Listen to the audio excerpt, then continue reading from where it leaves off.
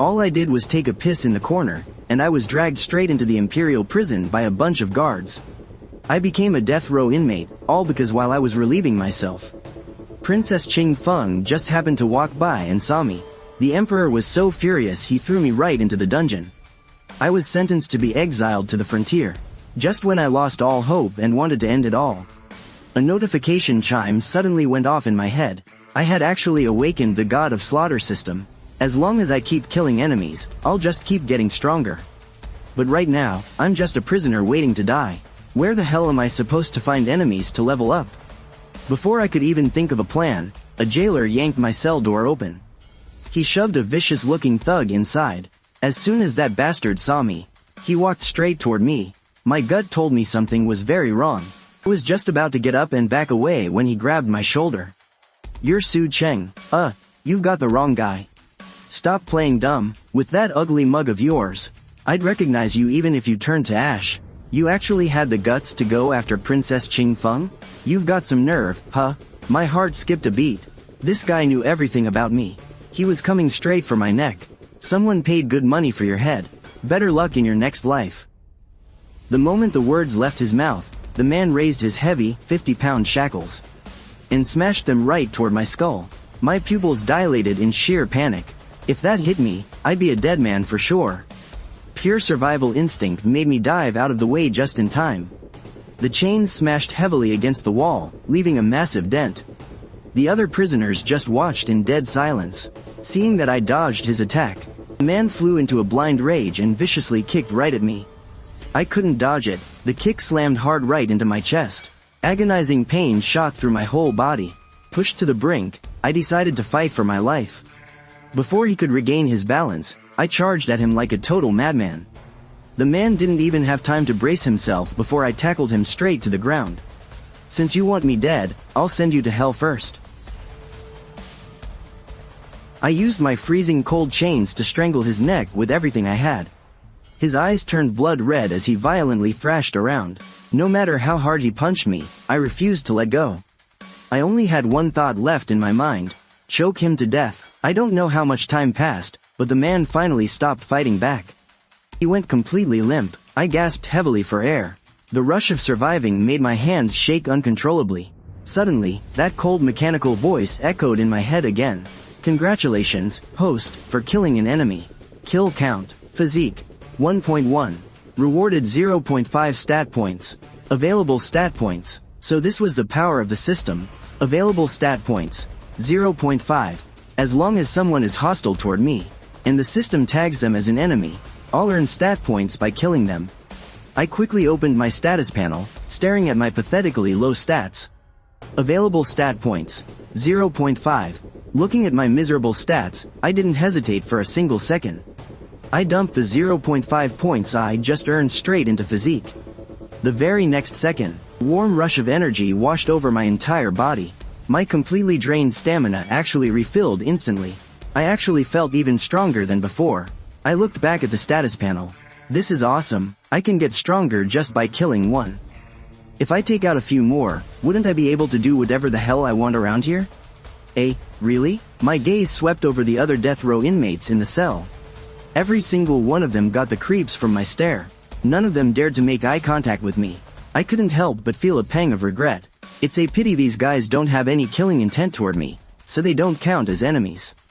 What a waste of all these experience packs. Just then, the sound of a jailer's footsteps echoed from the corridor. I quickly wiped the blood off my face and leaned back against the wall. Pretending like absolutely nothing had happened, the jailer glanced into the cell, saw the lifeless man lying on the ground, and surprisingly just turned around and left without saying a single word. For the next few days, the cell was surprisingly quiet, but I was going insane from hunger. Because my physique had leveled up, my appetite had increased along with it. 2 measly buns a day was just a drop in the bucket for me. I was starving to the point of a breakdown every single day, wishing I could just eat the straw mat to fill my stomach. Oh, God, if I don't get a full meal soon, I'm going to starve to death on my way to leveling up. Just as I was screaming at the heavens, the jailer finally came to tell us it was time to hit the road. The other prisoners all looked as pale as ghosts. The journey to exile at the border was practically a death sentence. but my face was completely full of anticipation. I could finally leave this hellhole. The more chaotic the border, the better. The more chaos, the more enemies. Then I can kill enemies to level up, and fill my stomach while I'm at it. Over a dozen prisoners were chained all together by an iron chain as thick as a neck. And unfortunately, I was placed at the very front, dragging a long line of stumbling prisoners behind me. Already dizzy from hunger, every single step I took felt incredibly exhausting. Naturally, I slowed down the whole group's pace. The head escort was a fierce-looking officer with thick eyebrows and large eyes. Sitting on his horse, he raised his whip and cursed at me furiously. "What are you dawdling for? Are you a damn turtle? If we don't reach the relay station before dark, I'll skin you alive." I gritted my teeth hard, forcing myself to speed up. We forcefully marched for over 30 miles without stopping. It wasn't until noon that the group finally stopped by a forest to rest. The escort guards sat in a circle, taking huge bites of dried meat. That mouth-watering smell went straight to my brain. We death row inmates could only watch helplessly, desperately swallowing our saliva. Watching the guards eat with grease dripping from their mouths, I simply closed my eyes. Out of sight, out of mind, I leaned against a tree to rest. Just as I was drifting off to sleep in a daze, I suddenly felt a faint vibration from the ground. I snapped my eyes open. Before I could even process it, the rapid sound of horse hooves was already right on top of us. 5 men riding fast horses, wearing light armor, charged to the edge of the forest, radiating murderous intent. The bearded leader's eyes were filled with bloodlust. He drew the blade from his waist, pointed it at us, and demanded, "Which one of you is Su Cheng? Get the hell out here and die." My heart sank heavily. It seems someone is dead set on making sure I don't survive to see the border. Before I could even open my mouth, that square-faced guy who shared my cell immediately jumped out from the crowd, pointed right at my nose, and yelled, "It's him." I heard that name in the cell. I glared daggers at the square-faced guy, silently swearing to make him pay for this. The bearded guy smirked, taking slow, deliberate steps toward me. "So you're just a coward after all. In that case, I'll send you straight to hell." Before he even finished his sentence, his massive blade came slashing down at me, tied up with the others. I had nowhere to run.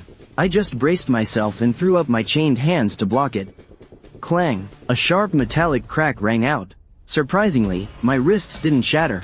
Instead, the chains binding my hands were split wide open. We both froze for a split second, but I recovered much faster. While he was still dumbfounded, I snatched the heavy blade right out of his grip. With a swift backhand slash, I sent that bearded bastard straight to the afterlife. Everyone just stared in absolute shock. Who would have ever thought that the helpless lamb from a second ago would suddenly snap and fight back, instantly taking down the head assassin? Right then, a system alert chimed in my head. Ding! Enemy eliminated. Reward: 0.6 stat points. I didn't hesitate for a single second. I dumped all my new points straight into my constitution. Stat: Constitution. The very next moment, rush of warmth flooded my entire body. All the exhaustion from days of travel vanished in an instant. I felt like I had endless power surging through my veins. Looking back at those remaining 4 assassins, they weren't a threat anymore. To me, they were just 4 walking bags of express. Clearly, their boss's death didn't scare them off in the slightest. Screaming like absolute maniacs, they charged at me all at once. I let out a furious roar, and instead of backing down, I swung my blade and met them head-on. 1 against 4, and I wasn't losing any ground whatsoever. In fact, I only fought fiercer with every strike. My blows hit so hard that their hands went totally numb. Their arms were shaking. "Didn't you guys eat? You think you can kill me with that weak-ass swing?" While relentlessly slashing my blade, I kept throwing insults at them. One of them completely lost his cool and left himself wide open. I instantly seized the chance. 1 brutal strike, and I sent him crashing into the dirt. But wait, no system chime? He's actually not dead yet. Just as I raised my sword to finish the job, a squad of royal guards burst out of the bushes behind me. Leading them was that thick-browed commander. "Who goes there? How dare you attack a royal convoy?" Realizing they were totally screwed, the last 3 assassins turned tail and bolted deep into the woods. I cursed under my breath. These damn guards showed up at the worst possible time. They just scared away all my precious stat points. With a backhand thrust, I stabbed the half-dead guy on the ground, sending a cold plunge straight through his heart. I'll bank this 0.2 for emergencies. Did you do this? Your reason? It was either him or me. What other reason do you need? Who exactly are these guys? Officer, I'm wondering the exact same thing. Why don't you go down to hell and ask them yourself? The commander shot me a hard, piercing look. But he didn't pry any further. He just ordered his men to slap a fresh set of chains on me. He had actually been watching the whole fight from the shadows. He was probably scratching his head, wondering how a starving death row prisoner like me had the sheer brute strength to turn the tables on a group of highly trained assassins. By nightfall, they locked us up in a temporary cell at the outpost. Everyone was dead tired, panting like dogs. I was the only one buzzing with energy, while everyone else subconsciously kept their distance from me. Especially that square-faced guy who had jumped out to rat me out before, terrified that I would take my revenge. He was so scared he didn't even dare to lift his head. The inn waiter brought over some steamed buns. A crowd of guys immediately fought over them, but the square-faced guy was the only one who didn't dare to move a muscle. I stared him down. He knew damn well that he was in my sights. If you don't take it now, I'm taking it back. Followed by the inn waiter's impatient shouting. The square-faced guy was so starving he couldn't take it anymore. Just as he was about to get up and grab a bun, I stood up too, his face instantly filled with sheer terror. Why you? Don't push it. Push it? When you sold me out to the guards. Why wasn't that pushing it? I swung hard, and smashed him as fiercely as I could. The square-faced guy screamed, begging the inn waiter for help. But that waiter didn't even glance our way. He just left without looking back. The square-faced guy instantly fell into absolute despair. The fear in his eyes slowly twisted into pure madness. He figured he was a dead man either way, so he might as well go down fighting. But the second he rushed at me, I caught him with one brutal strike. And sent him flying away. Ding. Kill count. 1. Reward. 0.1 attribute points. Only 0.1? The rest of the night passed in dead silence. Early the next morning, the inn waiter came to drop off food right on time. The weird thing was, nobody dared to make a move this time. All the prisoners just stared at me eagerly. That death row inmate from before hunched over, shuffling up to me with a face full of flattering smiles. Boss, you go first. I paused for a second, then let out a cold laugh. You guys aren't eating? If you don't eat, we wouldn't dare touch it even if you lent us the guts. I didn't bother being polite with them either. I grabbed 2 steamed buns and scarfed them down. Right then, the thick-eyebrowed officer came over on patrol. He instantly spotted the lifeless square-faced guy lying dead on the floor. Who did this? Nobody in the cell made a peep. The only sound was me, loudly chewing on my steamed bun. The thick-eyebrowed officer walked right up to me, looking down his nose as he demanded. How did he die? Officer, sir, I was sleeping like a log. How the hell would I know? Then how do you explain the blood on you? I raised my hand and took a look. Sure enough, there were fresh bloodstains on me. And these were the new clothes I just changed into yesterday. For a second, I honestly couldn't explain where the blood came from. Well, isn't that weird? How did blood get on me? Say, officer, how about you get me another set of fresh clothes? Cut the crap. Confess. Confess to what? We're all prisoners living on borrowed time anyway. It's totally normal to die on the road. Hell, I might drop dead any day now too. Right, officer? The thick-eyebrowed officer glared dead at me, as if he was trying to read some kind of clue from my face. Finally, he let out a cold snort. He didn't say another word, just turned on his heel and left. The chain gang continued their march toward the frontier, without the stat boost from yesterday, and with barely any real food in my stomach, my footsteps were noticeably heavier. But as long as I slowed down at the very front, the whole damn convoy had to slow down right with me. The thick-eyebrowed officer yelled at me from his horse, "Move faster." Where did all that swagger from yesterday go? Peeved, I curled my lip, swallowing the burning anger in my chest. I quickened my pace. But hey, like they always say, you've got to bow your head when you're living under someone else's roof. By the time the sun was high in the sky, our group stopped by a small river to rest. The condemned prisoners collapsed onto the ground, totally exhausted. I had just sat down and was about to rub my sore legs, when the thick-eyebrowed officer tossed a wooden bucket right into my chest. Go fetch some water, everyone's thirsty. Boss, how am I supposed to get any work done chained up like this? Untie him. At the officer's command, the guards immediately stepped up and took off my chains. But he specifically ordered 2 guys to keep an eye on me. Watch him like a hawk. Don't let him try any funny business. I grabbed the bucket and headed down to the river. As soon as I got back with the water, the death row inmates lunged at it like starving wolves, fighting over every drop. Before I could even catch my breath, the thick-eyebrowed officer blocked my path again. Go catch some fish in the river. Can't you see the boys are starving? Sorry, if you want to eat, go catch them yourself. You dare disobey an order? The atmosphere instantly dropped to the freezing point. The officer's hand gripped the hilt of his sword, but I wasn't about to back down either. I glared fiercely right back at him. First I fetch water, now I catch fish? What's next? Am I supposed to start a fire and spoon-feed you guys too? I am a dead man walking. I'm not your damn slave. Just as things were about to completely explode, the hunchbacked old man from my cell suddenly scuttled over with a totally brown-nosing look on his face. Officer, sir, I know how to catch fish. I'll go with him. Go on, then. On our way down to the river, the hunchback sidled up to me with a cheeky grin. Hey, tough guy, just watch me work my magic. Why did you help me back there? Because I respect a real man. This journey is incredibly dangerous. We need to look out for each other. You know, back in my hometown, I used to be quite the big shot myself. Folks used to call me the white streak of the waves. Oh, so your last name is Zhang? Nah, my humble last name is Go. Right, never mind then. I really didn't expect the old guy to actually have such skills. Even while wearing heavy shackles, he could still glide through the water like it was nothing. It didn't take long for him to catch a few huge fish. When we got back to the shore, the thick-eyebrowed officer stared at the fish on the ground.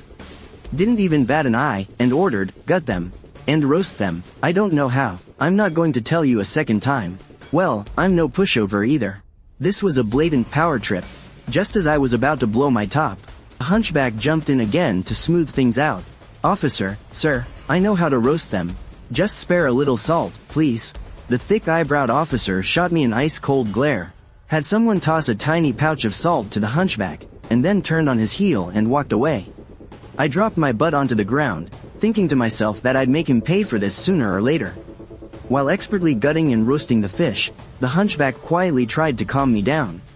Hey, tough guy, don't take it to heart. You can't fight the guy with the sword, right? Just grin and bear it, and it'll pass. What white streak of the waves are you supposed to be? You might as well change your name to the Ninja Turtle. Hey, that name's not too bad either. I was completely speechless. That was the first time I'd ever seen a guy actually want to be called a turtle. The hunchback quickly and nimbly finished roasting the fish. He handed it to the guards with a flattering smile, and only then sneaked right back. He shoved half a steamed bun into my hand. Said he swiped it this morning. Let's split it, he said. What's your angle? I just need a tough guy to cover my back. I want to live long enough to see the frontier. Kill a few more of those savage tribesmen, and who knows? I might even get to be a general. Crazy bastard, a dead man walking becoming a general? It was pure delusion, but I didn't have the heart to burst his bubble. In this hellhole, having something to hold onto is always a good thing. The days that followed were pure torture. By day, we marched ourselves to the bone, and by night, the guards ordered us around like stray dogs. I was so starved, my eyes were practically glowing. I only managed to hang by a thread, all thanks to the steamed buns Lu Yao managed to swipe. As for my saved attribute points, allocatable points, 0.5, I had been holding onto them, too afraid to use them. That was my one and only trump card.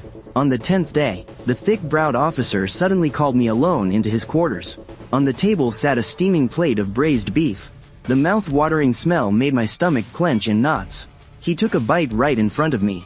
Then, he tossed it onto the floor like he was feeding a stray dog. Eat up. I was starving, but I don't eat scraps off the floor.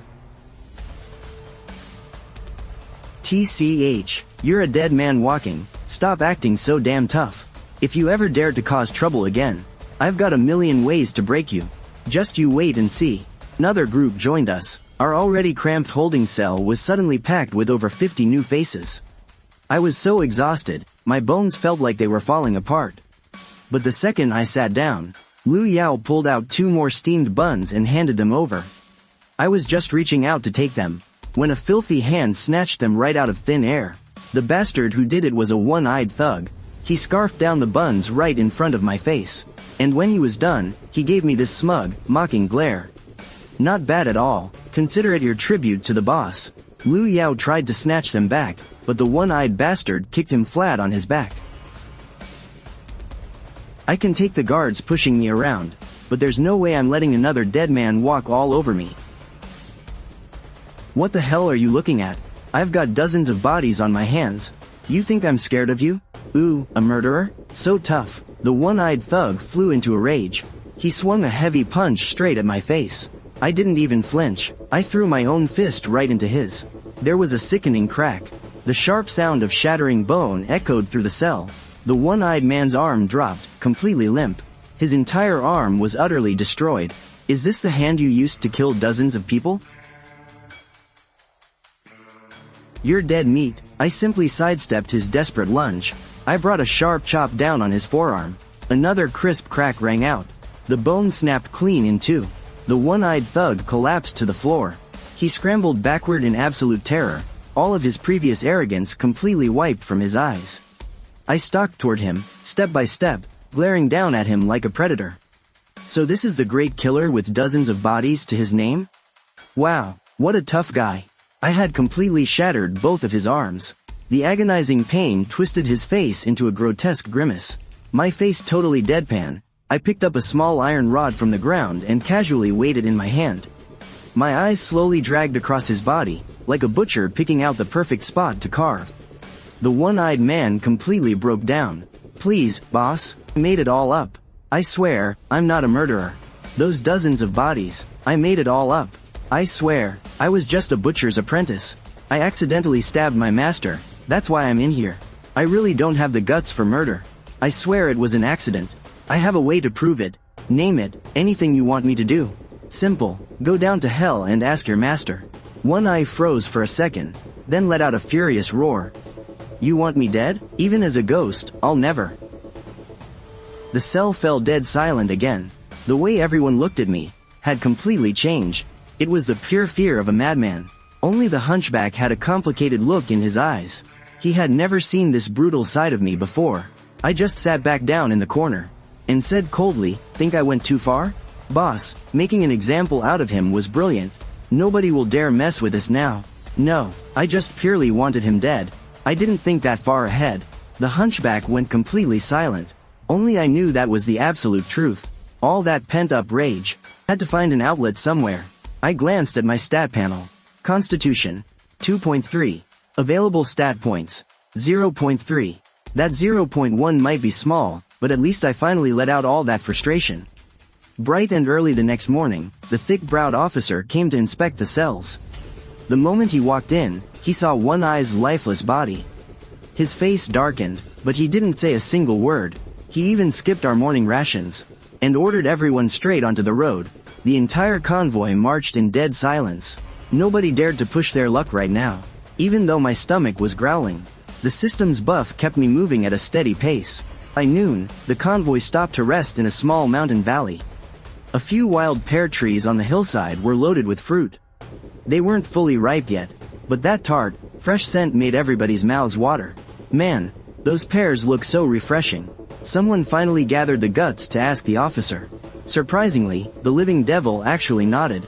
The moment they got permission, the convicts charged up the hill like absolute maniacs, shoving the fruit straight into their mouths. Pretty soon, except for me and the hunchback, almost everyone had run up the hill. This drove the hunchback absolutely crazy. Boss, look, that jerk is taking one bite and throwing the rest away. What a waste of perfectly good food. Just go if you want to. You animal, step away from that pear. Now, it was just me and the thick-browed officer left in the valley. We locked eyes. The air felt so thick you could cut it with a knife. Finally, he stood up. He walked right up to me. You're the one who killed him last night. Yeah, give me a reason. He tried to steal my bread. Bull crap. Are you trying to challenge me? I wouldn't dare. Then you just have a natural taste for blood. You got that right. Since you love taking lives so much, I'll make sure you survive until we hit the frontier. You'll get to shed all the blood you want. What the hell is that supposed to mean? The Tiger Vanguard Camp will be your graveyard. The Tiger Vanguard Camp What place is this? Just as I was rapidly searching through my memories for the Tiger Vanguard camp, the thick-browed officer suddenly whistled toward the mountain. Right after that, the soldiers and death row inmates on the mountain started heading down. Once everyone had grouped up, the thick-browed officer ordered the Exile convoy to keep moving. Having stuffed themselves with pears, the death row inmates walked with much lighter steps. Holding his belly, Old Go burped as he waddled over. "Sorry, boss, I couldn't snatch a pear for you." I looked at him. "Old Go, have you ever heard of the Tiger Vanguard camp? Why are you asking about that, boss? That place is a literal hellhole for death row inmates. No one who goes in ever comes out alive." "How do you know?" "I escaped from the northern wastelands once. Commander there goes by the name Mountain Tiger. He uses death row inmates as pure cannon fodder. They've got the highest casualty rate, but they also slaughter the most northern barbarians. Anyway, the guy is an absolute lunatic." Old Go's face turned completely pale. He gulped nervously, his voice trembling. "Man, I hope I don't get sent there." I just smiled when I heard that. Sounds pretty good to me. Actually sounds perfect for me. I'm dead serious. Place where you can kill people in broad daylight, and slaughter those northern bastards to boot. Old Go stared at me like I was a total psycho, seeing the absolute craze in my eyes. Old Go fell silent. "Makes sense. For a homicidal maniac like you, I guess that is heaven." Up on his horse, the thick-browed officer glared coldly at the eager look on my face. A cold sneer crept onto his lips. "You really have a death wish, don't you? Just wait until you get dumped into the Tiger Vanguard camp. You'll be crying a river soon enough." 1 month later, our convoy finally reached the edge of the northern frontier. Biting wind slammed into our faces, reeking of fresh blood. It was the undeniable stench of the battlefield. The further north we trekked, the more corpses piled up. Imperial soldiers, northern wasteland barbarians, and the unlucky bastards wearing death row uniforms. Most of their heads had already been hacked off. The death row inmates were too terrified to even look up, scared to death of seeing their own grim futures. Even Old Go had gone completely silent. A few days later, in front of a military camp, the soldiers finally unlocked his chains. He squeezed out a smile that looked worse than crying. I just patted him on the shoulder. His shoulders slumped, and without looking back, he trudged heavily into the military camp. Watching his back, I knew that was probably our final goodbye. The rest of you, follow me to the Tiger Vanguard camp. Our convoy was down to the last 10 men. The thick-browed officer pointed his horsewhip at me. The other death row inmates shot me gloating looks, as if I were already a dead man. I just kept my face blank and followed along. On the way, the thick-browed officer suddenly tossed a bag over to me. I opened it up. Braised beef. Save it for your own next life. I sneered and tossed it right back to him, completely untouched. The thick-browed officer caught the beef, the murderous intent in his eyes growing even sharper. "Got some backbone, huh? HMPH. That was his final test. If I had actually eaten it, you probably could have gone to a regular military camp. But since you refused, then you can only go to the Tiger Vanguard camp to die." Ah! Just what I wanted. At night, the thick-browed officer tied my hands and feet tightly, then went sound asleep himself. In the middle of the night, a flurry of hoofbeats jolted me awake. After my constitution doubled, my senses are sharper than a wild beast's. "Don't move, it's the Northern Wilderness Cavalry.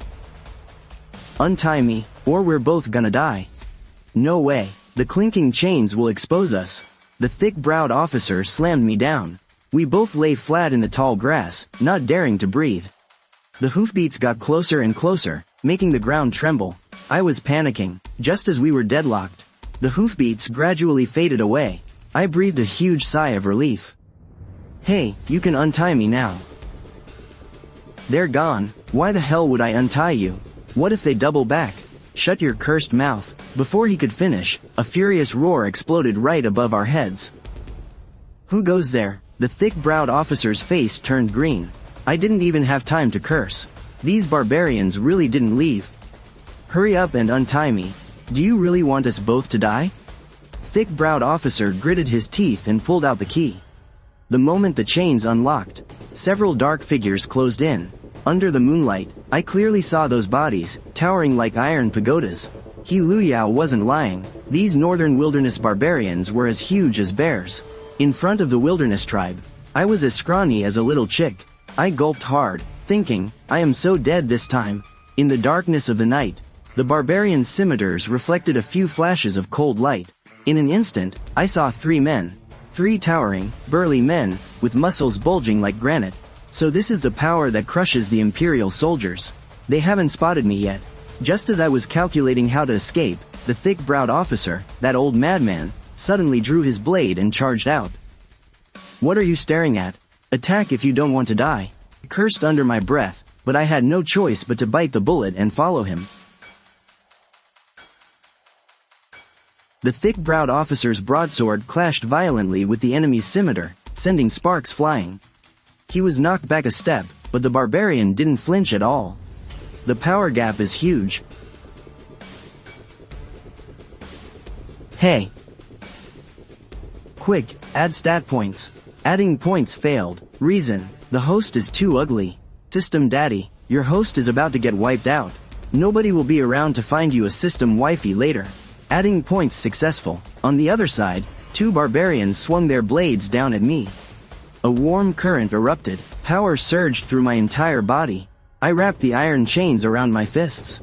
Instead of retreating, I charged forward. I slammed a punch right onto the scimitar.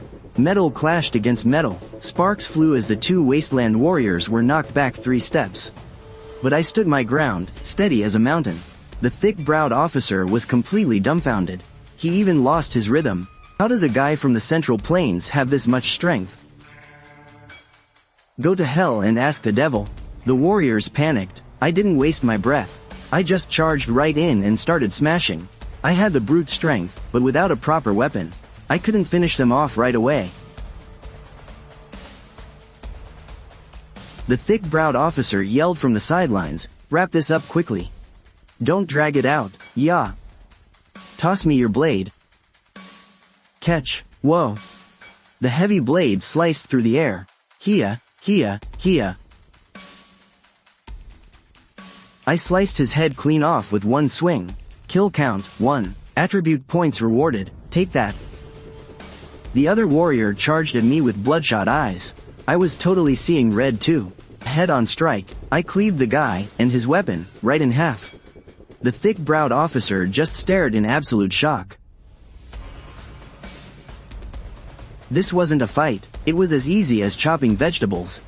Whoa. The last wasteland warrior knew he was screwed, so he turned and bolted. He blew a sharp whistle, and a black stallion galloped out. It scooped him up and bolted into the distance. Damn it, he's going to call for backup. Run away? You didn't even ask for my permission. I couldn't outrun a horse, so I just stopped dead in my tracks. I gathered all my strength, and hurled my heavy blade right at him. Swoosh, thud, the long blade pierced straight through his back, spraying blood everywhere. But he didn't fall off. He slumped over the saddle and vanished into the night. The thick-browed officer was completely stunned. We're so dead, he got away. Then, the system chimed in. Kill count updated. I calmly dusted off my hands. Relax, he's dead meat. We can't stick around here. We traveled through the night. It wasn't until dawn that we finally saw Imperial soldiers. Hiya. The way those cavalrymen looked at me was creepy, like they were staring at a dead man. We crested a hill, and there it was. The tiger might camp. Before we even reached the gates, the overwhelming stench of blood almost made me puke. The main gate's crossbeam was absolutely covered in rows and rows of severed wasteland warrior heads. Some had already rotted down to the skull, with crows picking at the leftover scraps of flesh. I gulped hard. This mountain tiger guy sure has a unique taste in home decor. The thick-browed officer sneered. What's wrong? Scared already? Too late now. I just flashed him a grin. Afraid of what? This place is right up my alley. 2 huge guys blocked the gate. Hearing I was on death row, their eyes were full of contempt. Ha. Great, another meat shield sent here to die. So skinny, how many sword strikes can he even take? Just be glad we got someone. The last batch is completely dead. Keep moving. We stepped inside the camp. Screams echoed one after another. A few barbarian prisoners were tied to wooden stakes, being tortured. Their flesh was completely torn open. The thick-browed officer handed me over to a soldier. Then he just walked away. Behave yourself. Don't start any trouble. The soldier led me to a dim cell, and after saying that, shoved me right in. He slammed the door shut. It was pitch black inside the cell. I took one step and immediately tripped over something. I looked down. It was a dead body. Stiff as a board. No wonder the head count was short last time. So this is where he died. The soldier came back and dragged the corpse away, cursing under his breath. The cell plunged back into darkness. I leaned against the corner of the wall. I thought to myself, this place really lives up to its reputation. The cells even come with their own dead bodies. I was completely exhausted, and groggily drifted off to sleep. Half asleep, I suddenly heard the cell door creak open. Then, the thick-browed officer appeared at the doorway. Do you regret it? I rubbed my eyes, wondering why he was suddenly asking me this. Regret what, exactly? Everything. Not at all. He nodded. He didn't say another word, just turned around to leave. Hold on. Why didn't you kill me on the way here? Why would I kill you? Isn't there someone out there who wants me dead? You want to know who it is? I'm all ears. Dead men don't need to know. Hey, that's messed up. I'm about to die anyway. At least let me die knowing the truth. Oh, and one more thing. Stop trying to test me with soy braised beef. I don't even eat beef. Also, I owe you a blade. I'll pay you back with a way better one next time. The officer didn't break his stride. A mocking smirk crept onto his face as he shook his head and walked away. I was left all alone in the cell. I pulled up my system interface. The northern frontier really is an absolute paradise for grinding levels. It's only been a few days and I've already racked up this much. A few men walked in, completely covered in blood. They didn't even glance at me. They just found their own spots and sat down. Finally, a scrawny old man walked in. He was carrying a lantern, and his clothes were completely clean. Oh, well, look at that. We've got a new guy. Such smooth, delicate skin. What are you in for, kid? The old man sat next to me with a beaming smile. I'd rather not talk about the past. My name is Su Cheng. We don't use names around here. Call me by my nickname. You can call me Bony Pole. I grinned. Alrighty then. Then you can call me Crispy Cracker. Yeah, Crispy. Interesting. Where have you guys been? Why are you covered in blood? Went hunting in the grasslands. Around here, killing the northern barbarians is called hunting in the grasslands. I nodded. Looks like none of them are to be messed with. Bony Pole said, you're the new guy. Take whatever you want today. From tomorrow on, we line up based on our kill count. 0 kills means 0 food.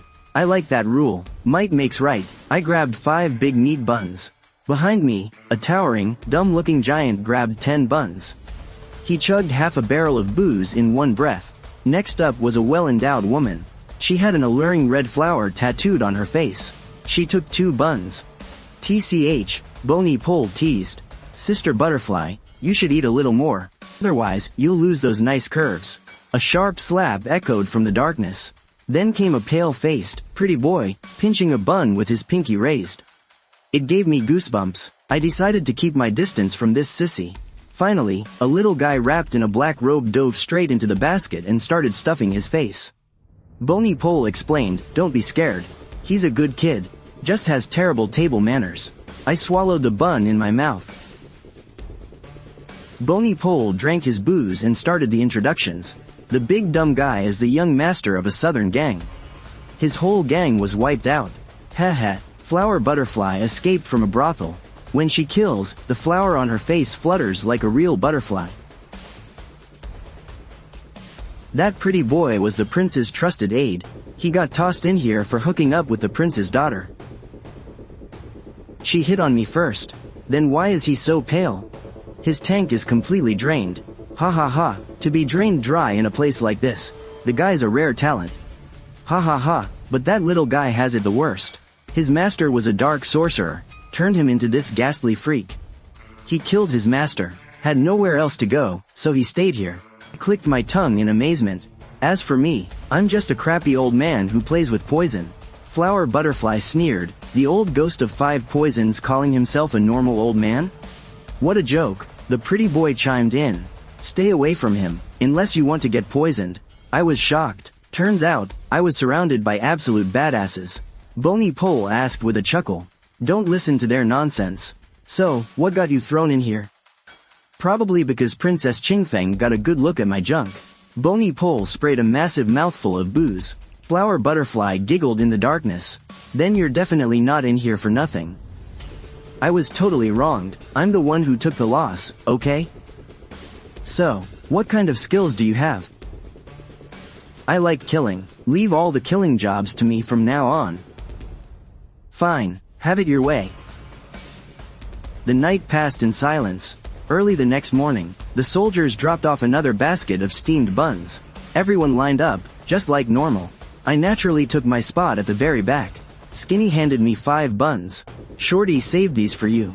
I threw a surprised look at Shorty by the basket. He gave a little nod. Just as we were eating, the door swung open. Everyone instantly choked down their food and followed. Goatee led us to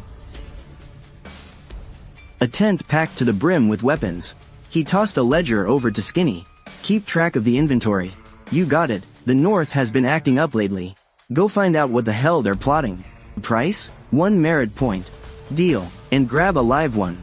2 merit points. Deal. Oh, and take Wei Tai here with you. Goatee turned and walked off. I stood there, totally clueless. What are you spacing out for? What kind of secret code are you guys speaking? Skinny let out a chuckle. You'll figure it out soon enough. Alright, everyone, gear up, we're heading out. The crew instantly sprang into action. The big guy snatched up a massive mace. That was practically his own size, tossing it over his broad shoulder. I just stared, completely dumbfounded. That thing must weigh hundreds of pounds. He seriously has some terrifying strength. Meanwhile, Sickly Boy grabbed a solid black iron rod. Watching him gently caress the thing literally gave me full-body goosebumps. As for Butterfly, she picked out a long, nasty whip. The thick leather was covered in sharp, jagged barbs. I couldn't help but shake my head. Makes sense for a girl who used to survive in the brothels. Her choice of weapon is just as wild. That left only Shorty. He wandered over to the racks and hauled off a heavy box. Carrying it right over to Skinny, I pointed at the mysterious box. Is that your weapon? What on earth is inside? Ha ha ha, this right here is my special stash. It's filled with all sorts of fun little toys. As for him, he doesn't need a weapon. Shorty simply raised his hand and wiggled his fingers. The deadly, cold gleam of his sharpened nails told me everything. These are my weapons. I gave a slow, understanding nod. Then, I scanned the chaotic room to pick out some gear for myself. My eyes immediately locked onto a massive broadsword. Strangely enough, it looked exactly like the one that thick-eyebrowed officer had lost. I hoisted the heavy blade and inspected it closely. The nagging suspicion in my gut only grew stronger. How could 2 blades in this world look so incredibly identical? Haha, you like that one, huh? It just got tossed on the rack yesterday. Seems like you two are meant to be. Where did this even come from? Beats me, he dragged it in yesterday. Skinny pointed a thumb over at Shorty. It all clicked. I'd bet 99% this was that exact same sword from the thick-eyebrowed officer. Who would have thought it would end up right back in my hands? Fate really works in mysterious ways, doesn't it? I slung the heavy broadsword over my shoulder. The rest of the crew had finished gearing up too. Together, we all marched out of the armory. Outside the tent, Bald Guy stood in the clearing. Behind him was a fully armed, deadly-looking squad of the Tiger Vanguard. Seeing everyone come out, the Bald Guy just waved his hand at the Tiger Vanguard behind him. Chu Feng, the Bald Guy swung up onto his horse. He took the lead at the very front of the squad. Beanpole led a few guys and followed right behind the Bald Guy. The Vanguard troops followed closely behind. I kept my eyes on the Bald Guy and whispered to Beanpole, "Why the hell is there a monk in a military camp?" The moment those words left my mouth, I suddenly felt a chilling burst of killing intent crushing down on me from the Bald Guy. But with a quick chuckle from Beanpole, that killing intent vanished without a trace in an instant. You better watch your mouth. He was just born looking like that. He's got absolutely nothing to do with the Buddha. I nodded and didn't press the matter any further. But I kept finding myself glancing at that bald head, until the sun finally broke through the morning fog. I had to squint my eyes. The glare coming off that bald head was seriously blinding. Just then, the bald guy stopped. He dismounted and walked right up to Beanpole. "This is where we spotted the 3 wilderness scouts yesterday. Which way did they come from?" "No idea. By the time we got here, they were already dead. 2 of them died right here. Their heads were completely smashed in." Beanpole nodded, and the bald guy swung back onto his horse to keep moving. The squad marched on for another half a day. This time, the bald guy stopped by a small puddle.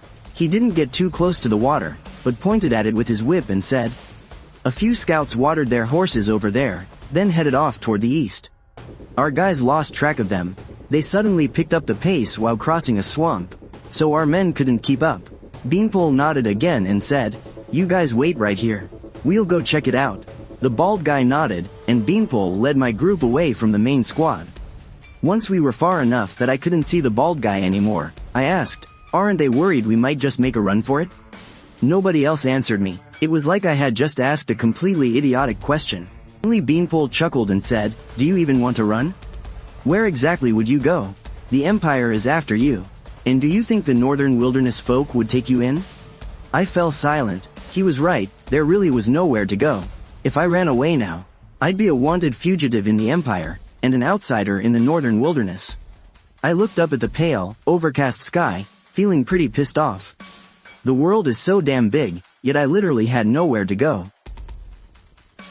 "If you really want to run, you can leave right now. We'll just go back and say you died.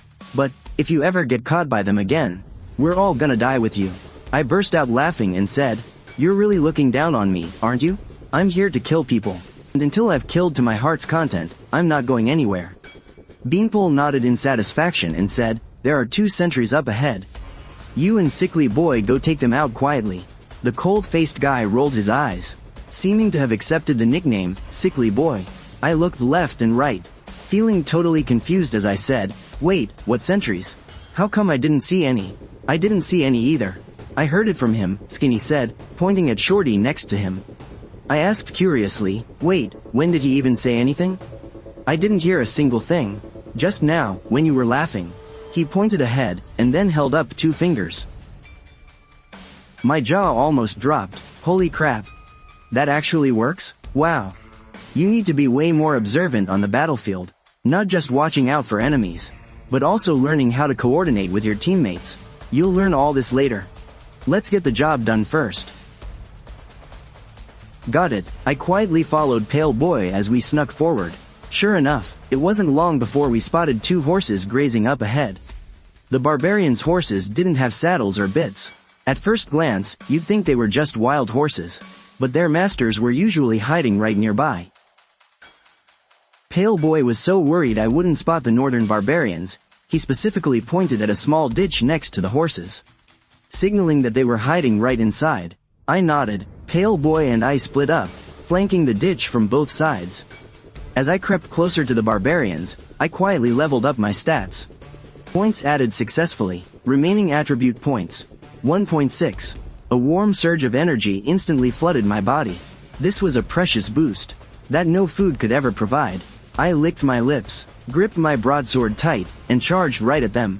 Meanwhile, still slowly creeping toward the ditch, Pale Boy nearly jumped out of his skin. Didn't we agree to sneak up on them? Why the hell did this kid just rush in? Pale Boy immediately prepared to pull out. Change of plans, time to ditch my teammate.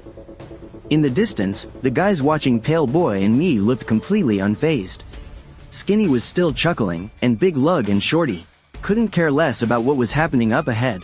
Only Pretty Boy was muttering under his breath, "He looks normal enough. Shame he's such a reckless idiot." Skinny just chuckled and said, "Don't jump to conclusions just yet. Let's wait and see. The tide of battle can change in the blink of an eye." Pale Boy was busy running for his life, while I was busy charging ahead. Right as Pale Boy dragged his iron rod back to safety, a blood-curdling scream rang out in the distance. Pale Boy started mourning for me in his head. He had never seen anyone fight like that. Northern barbarians aren't that easy to deal with. You can't just run up to them like a mindless idiot. But right as Pale Boy walked up to Pretty Boy, he saw him staring ahead in pure shock. That kid definitely died a horrible death. Too bad, he was only here for a day. But pretty boy cut pale boy off. Man, that kid is an absolute beast. Confused, pale boy turned around to look, and instantly, his jaw dropped in disbelief. There I was, standing by the ditch, completely drenched in blood. Right in front of me was a barbarian scout, chopped cleanly in half. The barbarian's face was still frozen in anger, but his body slowly collapsed to the ground. I wiped the blood off my face.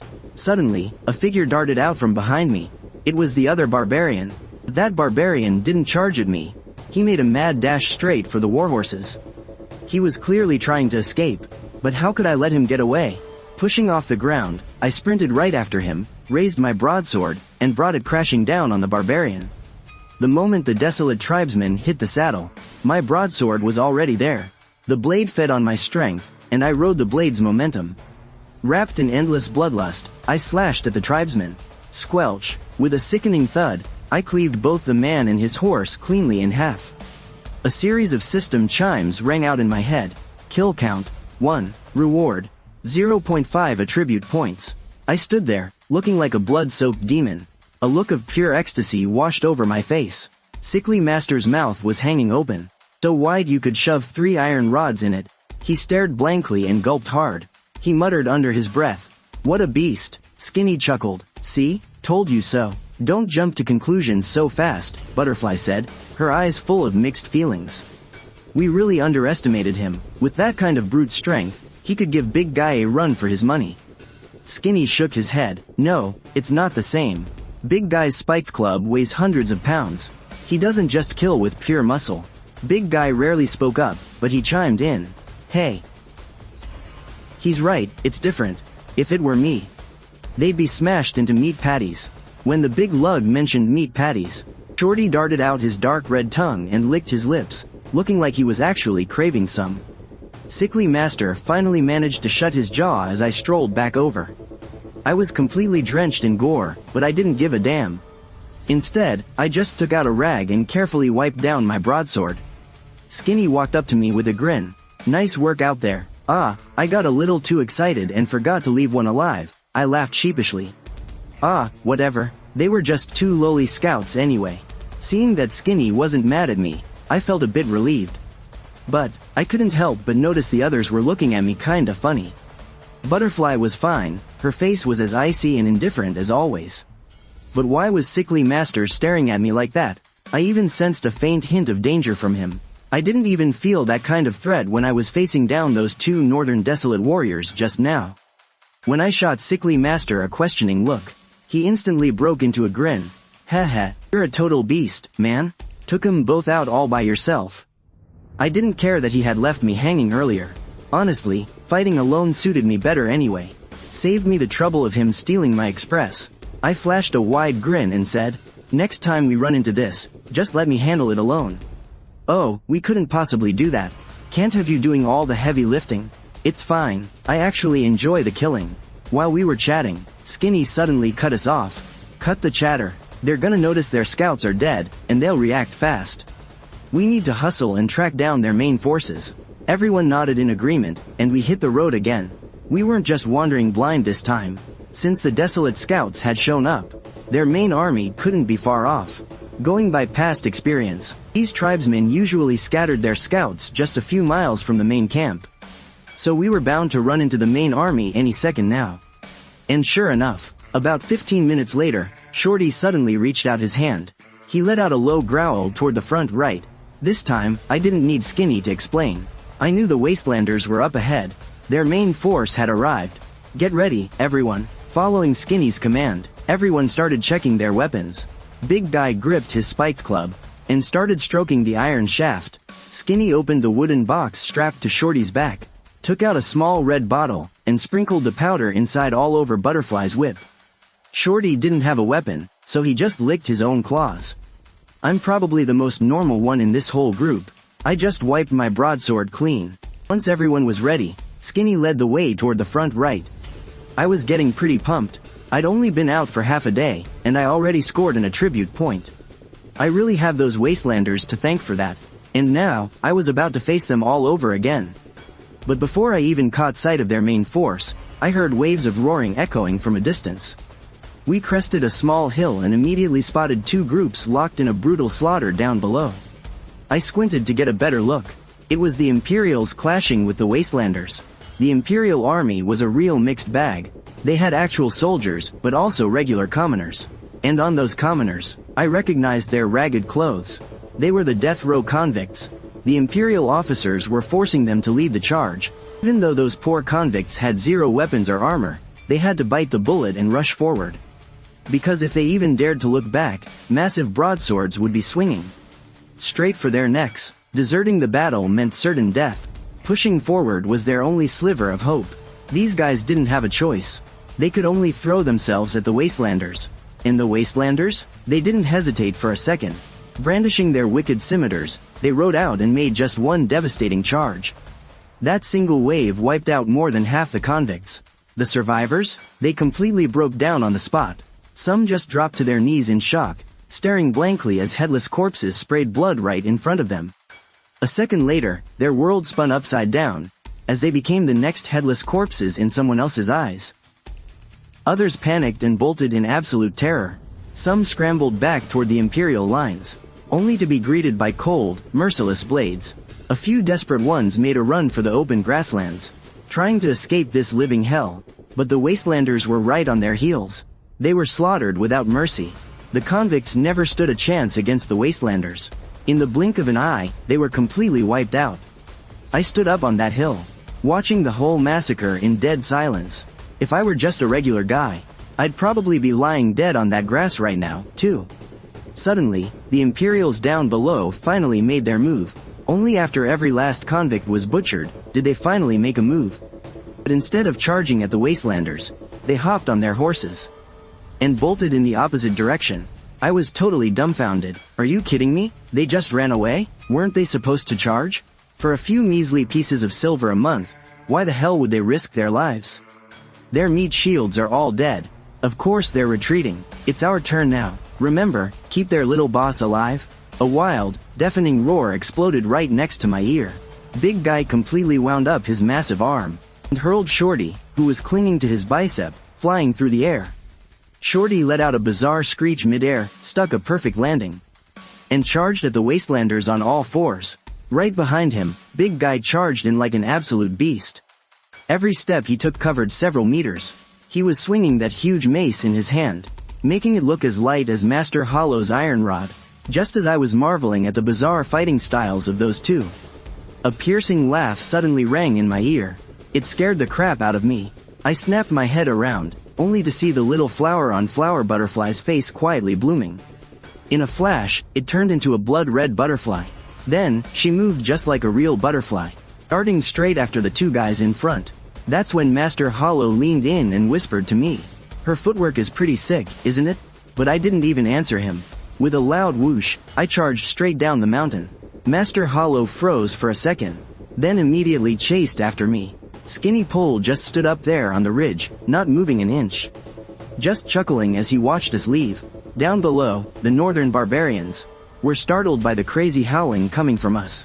But when they turned around to look, and saw only a handful of people rushing down the hill, they all started snickering. A few puny guys like us? That wouldn't even be enough to fill the gaps between their teeth. They only bothered sending a few dozen men to deal with us, while the rest went back to packing up their freshly looted spoils. But a second later, the barbarians weren't laughing anymore. Their squad was instantly smashed to pieces. The little guy acted like a total beast, savagely tackling one of the barbarians to the ground. He opened his massive jaws and bit right into the guy's neck. A geyser of blood erupted instantly, drenching the little guy from head to toe. But he didn't give a damn at all. Instead, he just leapt straight at another barbarian. Meanwhile, the first guy lay there twitching violently. As his life faded away, a massive mace then smashed down, ending him for good. From halfway up the mountain, I saw the big dumb guy snag a kill, and I started screaming in frustration. But before I even reached the bottom of the hill, Flower Butterfly made her move on the other side, fluttering like a real butterfly. She gracefully met two barbarians head-on. The barbarians wore hideous sneers, but Flower Butterfly was smiling radiantly.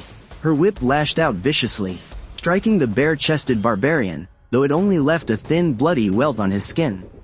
An injury like that obviously wasn't enough to kill him. Instead, the sharp sting of pain set him off. They roared, reaching out to crush Flower Butterfly in their massive hands. But a second later, they realized that their hands had gone completely numb. Blood-red, vein-like patterns began creeping out from the bloody welt left by the whip, spreading out rapidly. They moved incredibly fast, covering the barbarian's entire body in just a blink of an eye. The very next moment, those red patterns suddenly burst open.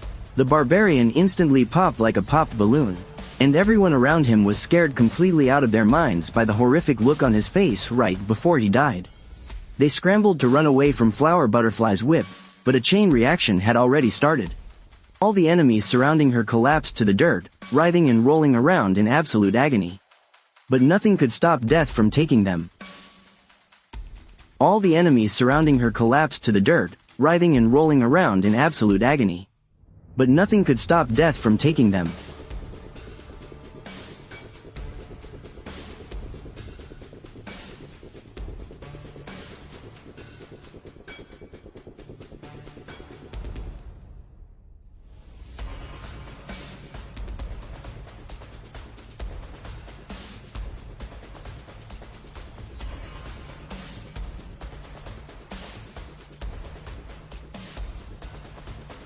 I finally made it down there.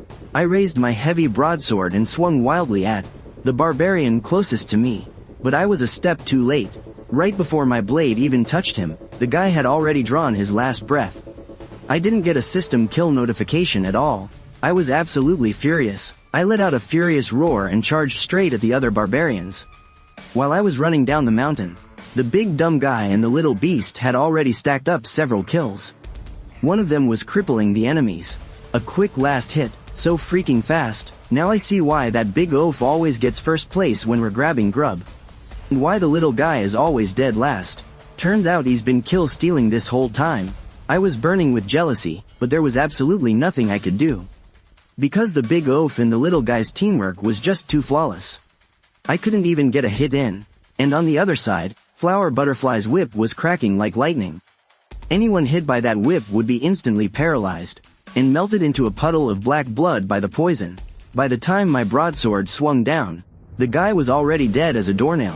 I've been busting my ass all day and didn't score a single kill. I was so frustrated, I started screaming, "Leave some for me, damn it."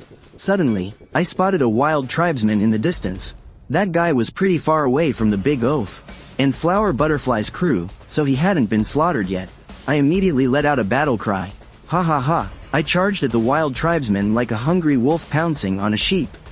I excitedly raised my broadsword and aimed straight for his head, but out of nowhere, an iron rod came flying in, smashing right into the tribesman's skull. I just stood there, completely dumbfounded. I looked toward where the rod came from to find the culprit, and saw that sickly kid grinning at me. "How was that? I told you I wouldn't let you fight alone next time." I just spat in his direction. "You peeved. Damn it all." Then I cursed under my breath and charged toward another tribesman, leaving the sickly kid scratching his head in confusion. I just helped him out. So why isn't he grateful? Like I had the time to chat with him right now. I was going absolutely crazy. This battlefield was covered in free express packs. So how come I couldn't get a single one? I couldn't help but curse them out. These guys are total freaks. They didn't leave a single kill for me. Watching all the nearby tribesmen get wiped out, I was left with no other choice. I locked my eyes on the wild tribe's main army, let out a massive roar, and charged straight at them. The tribesmen had already packed up all their loot and were getting ready to pull back. Their target this time was the Imperial Army's rations and heavy supplies. Since the wild tribes never bring their own supplies to a war, they survive entirely by looting food and drinks. And out here in the northern frontier, the only people they can rob are the Imperials. So, every few days, they come out on a raiding run. Not only do they restock their supplies, but they also harass the Imperial forces. It's totally killing two birds with one stone. The leader of this tribal squad was a guy named Bolt. He had brought out several dozen men with him this time. They didn't even break a sweat snatching up a few carts of rations. As long as he brought the food back, his mission would be complete. But right after they chased off the Imperial escort, a few crazy fighters charged down from the mountain. At first, Bolt didn't even take them seriously. He just ordered a dozen guys to hold them off, giving the main army cover to move the rations. But the moment he finished organizing the carts, he noticed that the men he sent out were practically all dead, and to make matters worse, one crazy Imperial was charging straight for their main army. Bolt was instantly furious. "You cocky Imperial trash!" Bolt squeezed his legs tightly, and his warhorse charged right at me. Bolt swung his scimitar wildly in the air. They wanted to take me out in a single strike. I was anxiously hunting for an XP pack, when suddenly, I saw a guy burst out from the barbarian ranks, making a beeline straight for me. I was absolutely thrilled. This was a free XP pack delivering itself right to my doorstep. I couldn't let him get away again. With that thought in mind, I sprinted even faster, while Bolt's warhorse galloped closer and closer. I raised my broadsword high, and Bolt raised his scimitar. I was grinning like an absolute maniac, while Bolt flashed a cold, ruthless smile. Clang! A deafening crash echoed out. The two blades slammed into each other. I was fully prepared to watch his scimitar snap right in half. But reality left me sorely disappointed. His scimitar was completely unscathed from the heavy blow. Bolt was stunned, too. After all, the blade in his hands was a precious treasure gifted by his tribal chief. In the past, it could easily slice right through Imperial swords, so why was it different this time? Moreover, both of us shared the exact same thought. This guy's strength is absolutely insane. His physical stats are incredible, and his blade is no joke, either.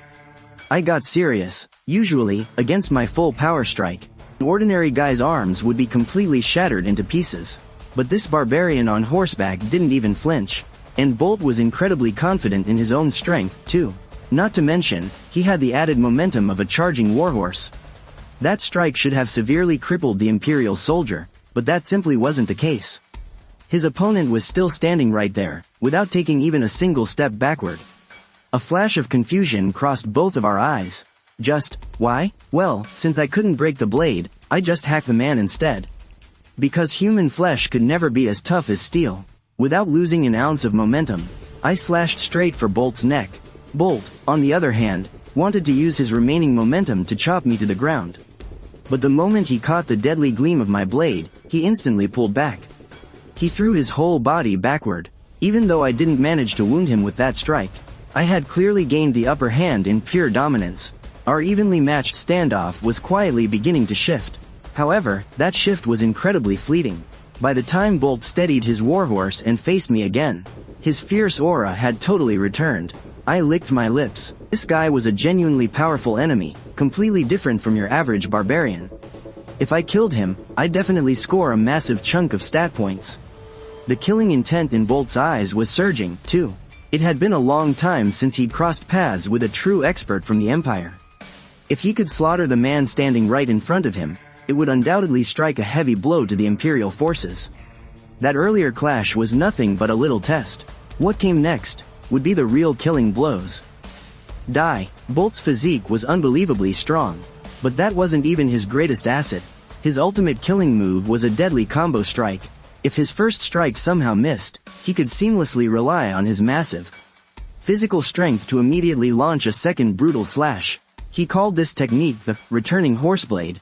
God knows how many Imperial soldiers he had hacked to pieces just like this. He had absolute, unwavering confidence in this move. As for me, my greatest asset wasn't my raw physical strength, either. It was my system. Since my current power level could only fight him to a draw, then your daddy is just gonna upgrade his stats. With a single thought, an intensely powerful surge of warmth flooded through my entire body. Stat allocation successful. Su Cheng's physical attributes, 4.9. Remaining attribute points, 0.2. I purposefully left only 0.2 stat points, and dumped absolutely everything else directly into my constitution. The very next second, I felt like my entire body was expanding with absolute explosive power.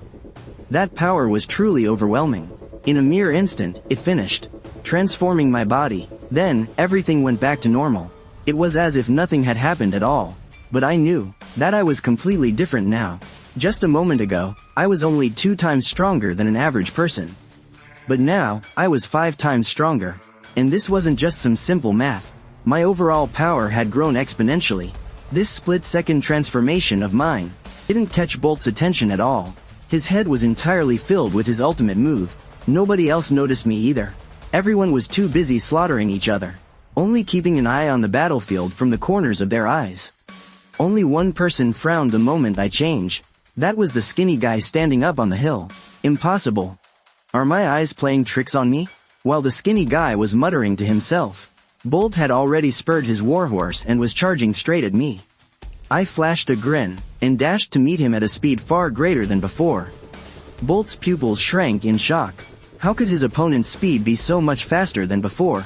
It was practically on par with a charging warhorse, but there was no time for Bolt to second-guess himself now.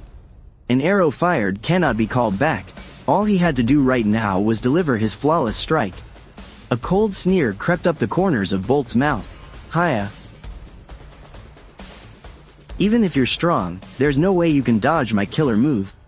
Dodge? As if. I charged head-on at Bolt, pushing my speed to the absolute limit. I could feel the blood boiling in my veins. I was thrilled by the battle, but even more so, I was trembling from my newfound power. So this is true power, huh? Let me enjoy this to the fullest. I let out a furious roar and raised my broadsword high, slashing brutally toward Bolt, but Bolt didn't flinch at all. He raised his own blade and slashed right back at me. Bolt had it all planned out. The exact moment our blades clashed would be when he unleashed his ultimate move. He could already picture the beautiful scene. His scimitar would spin in a full circle, and violently impale me right in the back. That would be the moment victory was his. But would things really go his way? The moment our two blades crashed into each other, everything went wrong. Bolt felt an agonizing pain shoot through his hand. The very next second, he watched helplessly as the blade, his grip was sheared clean in two. Meanwhile, his arm took the massive recoil, shattering his veins and instantly bursting into a spray of blood. Bolt stared at the scene unfolding before him, his brain completely unable to process it. How is this even possible? But it was far too late. His world faded, leaving only my wicked grin. The thought had barely formed in his head, before it was frozen in time forever. After shattering Bolt's weapon to pieces, my broadsword didn't lose an ounce of momentum, slashing directly for his head. Flesh and bone are no match for steel. Bolt's head was lopped off in one clean sweep. The warhorse galloped away, carrying his headless body, while his head went rolling into the grass. I listened to the system notification chime. Kill count. 1. Reward. 1.0 stat points. As expected of a minor boss of the barbarians, he gave a ton of reward points, without even casting a second glance at Bolt's corpse on the ground. I spun around and charged right into the barbarian ranks. I was surging with endless energy now. That was the replenishment reward from the system. I had to ride this adrenaline rush before it faded. Kill more barbarians. The barbarians in the distance heard the commotion and started to panic. Their squad leader died with his eyes wide open. Nobody cared about the supplies anymore. They all just scattered and ran for their lives. I got so worked up. I had only killed one of them. Why are you guys running away already? This is outrageous. I pushed off the ground hard, and my whole body flew forward. I raised my broadsword high, and the moment I landed, I slashed it right into the back of a barbarian. The guy didn't even make a peep, and went straight to the embrace of the eternal sky. I laughed out loud with joy. Ha ha ha, I immediately chased after my next target. But the barbarians had already jumped onto their horses and scattered in every direction. Just as I was cursing, God damn it, this is so frustrating. I suddenly noticed a silhouette hiding next to the supply cart. Haha, a straggler. I lunged over there without a second thought. I raised my blade and slashed at his back. He must have heard the commotion, because he completely panicked and tripped. Then, he turned around in sheer terror. It was actually a wrinkled, elderly face. I didn't let him go just because he was an old man. Instead, I put all my strength into giving him a quick end. The old barbarian was so scared that the wrinkles on his face completely smoothed out. He squeezed his eyes shut in agony, waiting to die. Right at this hair-raising moment, Beanpole's voice suddenly rang out from afar. Spare his life. We still need to go back and report our mission. I yanked my sword back hard.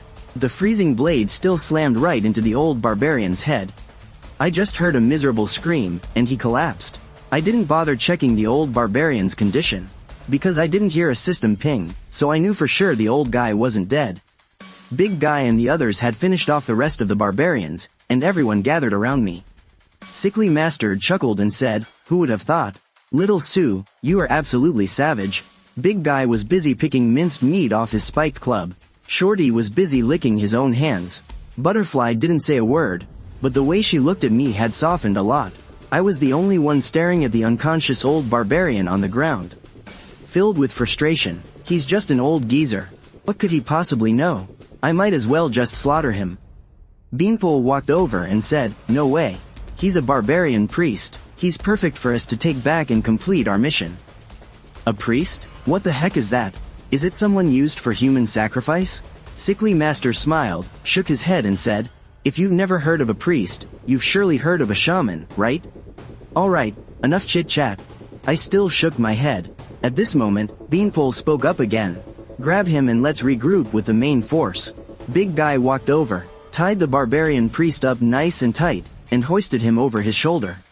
Shorty just sat right on top of the priest. We ignored the mess left behind, and started walking back the way we came. Even though I was a bit confused, I didn't ask any questions. It wasn't long before, we soon spotted Baldy's squad. When Baldy saw us returning, he immediately rode his horse up to meet us. Skinny Pole didn't say a word, he just cupped his hands in a respectful salute to Baldy. Baldy nodded back and waved his hand at his men. Big Guy shifted the sleeping Shorty over to his other shoulder, and then handed the old priest over to two soldiers.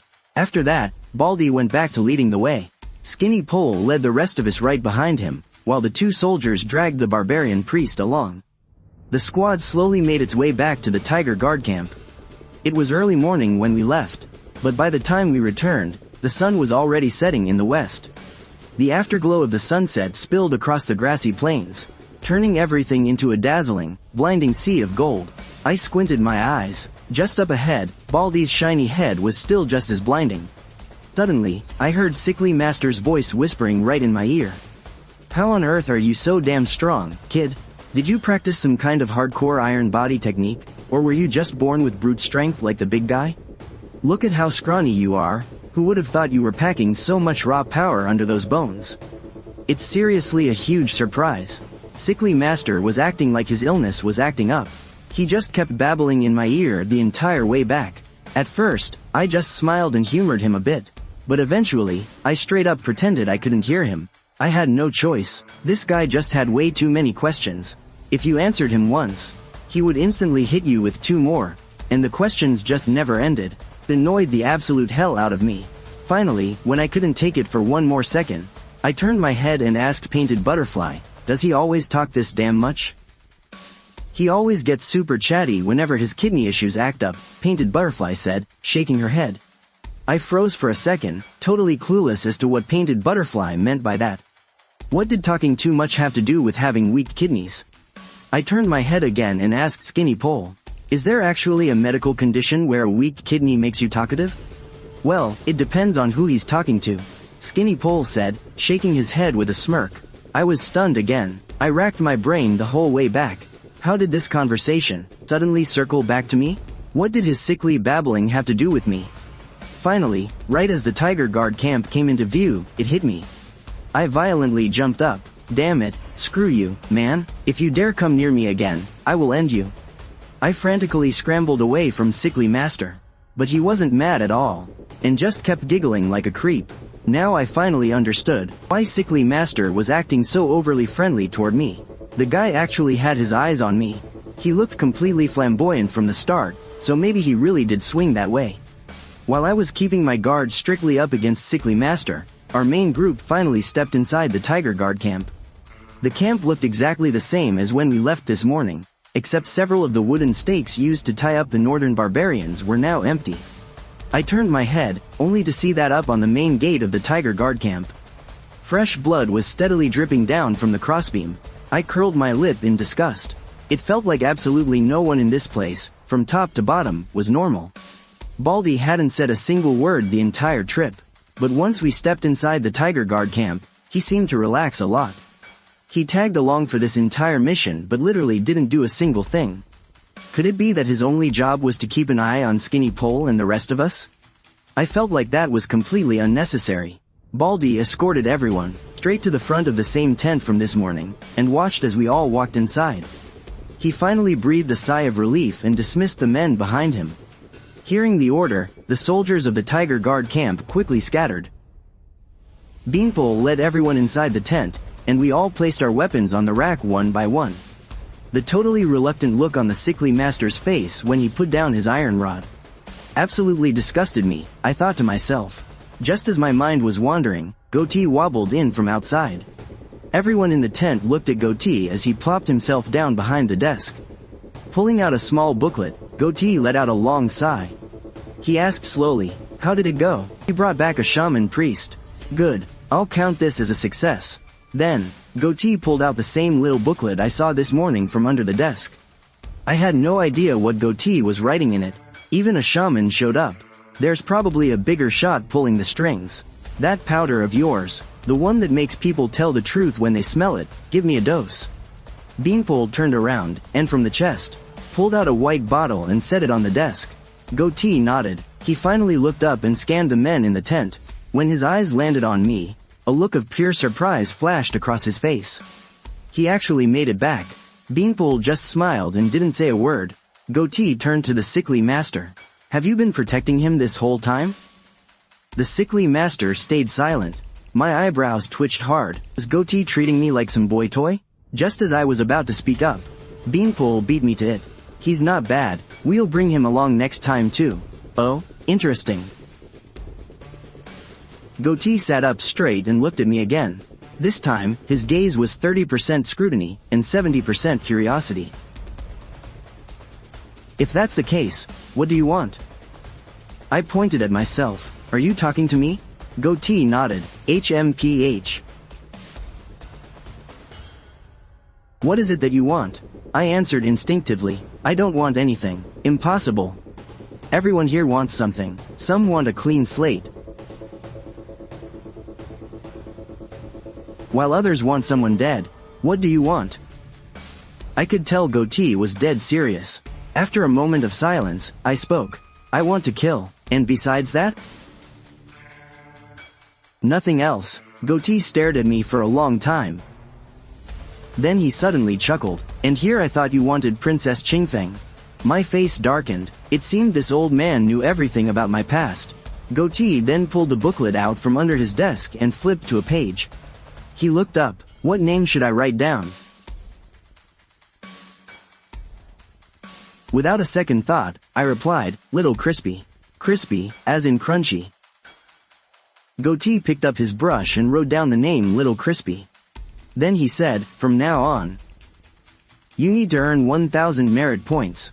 Once you have enough, then you could earn your freedom." I asked without even thinking. "What does that have to do with you asking what I want?" Goatee chuckled and replied, "Nothing really. I was just curious, that's all." I was completely speechless. I thought what we were talking about was a huge deal. Turns out it was just Goatee pulling my leg.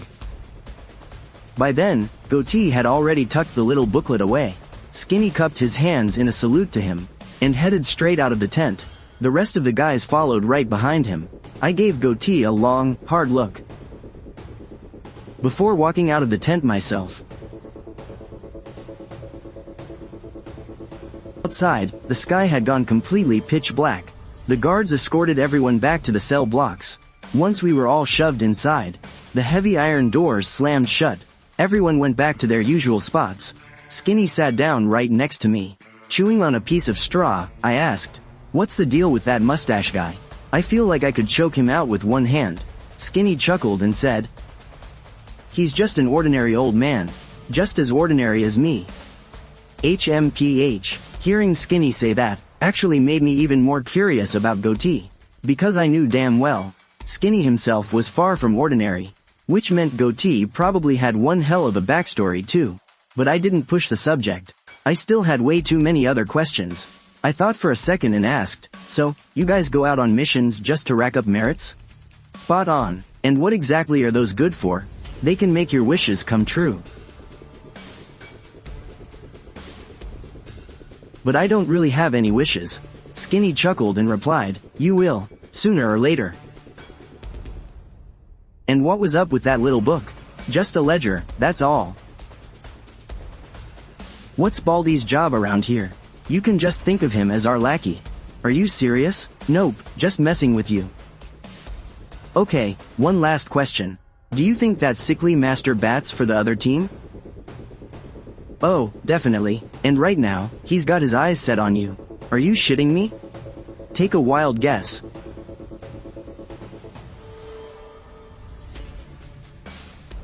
Right then, the cell doors clanked open. The guards were here with the food. Dinner tonight was the usual. Steamed buns and booze. Skinny got up and walked over to the large food basket. Cursing under my breath, I stood up too. Once again, Big Oaf was first in line. Flower Butterfly was second. He's got his eyes on you. Sickly Master was third in line. And I was right behind him.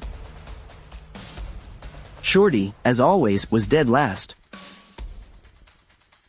Sickly Master turned his head with a cheeky grin and said, "Why don't you cut in front of me? He's got his eyes on you." I wasn't having any of it. I shot him down immediately, saying, "No thanks, I'm perfectly fine in the back." Sickly Master's expression instantly turned filthy. "Oh, so you like it in the back, huh?" My jaw practically hit the floor. Never in my wildest dreams did I think I'd get hit on in a death row prison. Gritting my teeth, I growled, "Say that again. I dare you." Sickly Master just let out a sleazy little laugh. "If you don't like it, you can go in the front." The veins on my forehead were bulging out. I was about to explode right then and there. Just then, Beanpole's voice drifted over. "Stop dawdling. Even if you guys aren't hungry, he still is. The kid is still growing. How can he not eat on time?"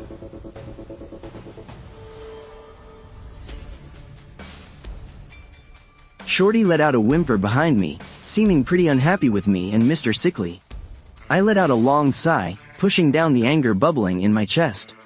I stepped behind Shorty. Mr. Sickly just let out a creepy little chuckle. Looking exactly like a kid who just pulled off a prank, he grabbed a steamed bun and sneaked back to the corner of the wall. Shorty couldn't wait another second. He ran up and pulled out the buns for me and Beanpole from the big basket.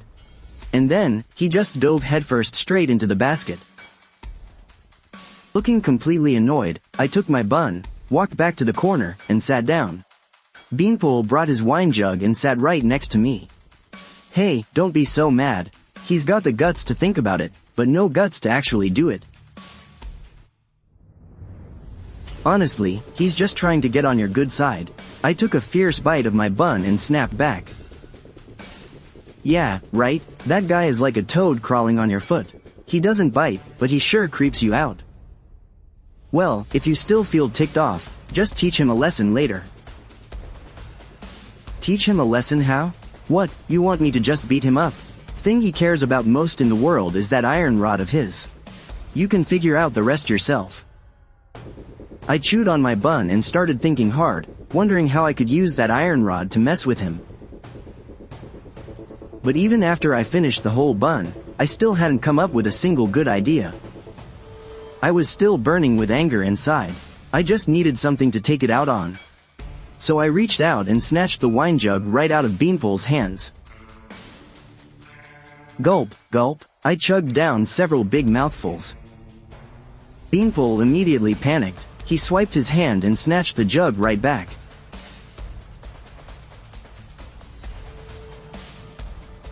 "You brat, why are you taking your anger out on my precious wine? If you do that again, I swear I'll poison it." I just wiped my mouth. I felt the fire in my chest finally die down a bit. As for Beanpole's threat, I completely ignored it. We were just messing around anyway. After eating and drinking our fill, a heavy silence fell over the cell.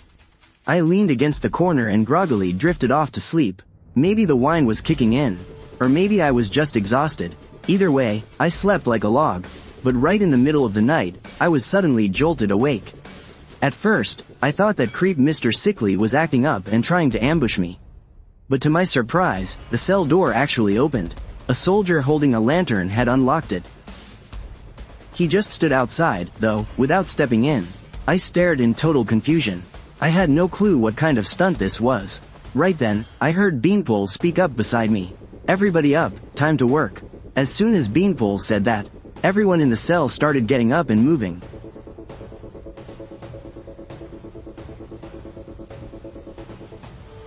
Before long, we all lined up and marched out of the cell.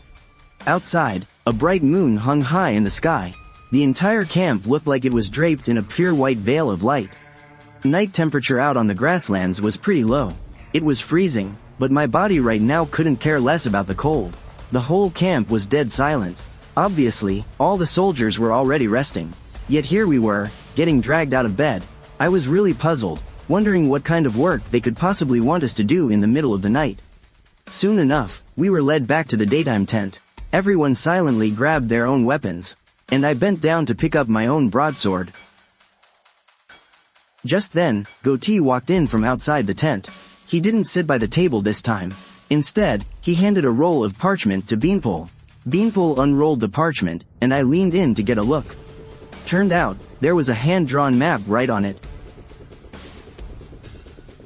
The priest said they've hoarded a stash of rations up north. Head out tonight, and burn their supply camp to the ground. Goatee didn't waste any breath, cutting straight to the chase about tonight's mission. Beanpole was even quicker about it. He just nodded and marched straight out. After we stepped out of the tent, we found Baldy and the soldiers already waiting outside. Our eyes met, but nobody said a single word. The whole squad started marching out of the Tiger Vanguard camp. I was a bit puzzled. How come getting a mission tonight feels so completely different from the daytime? Sickly Boy sidled up next to me and whispered, "Got something on your mind?" I didn't even look at him.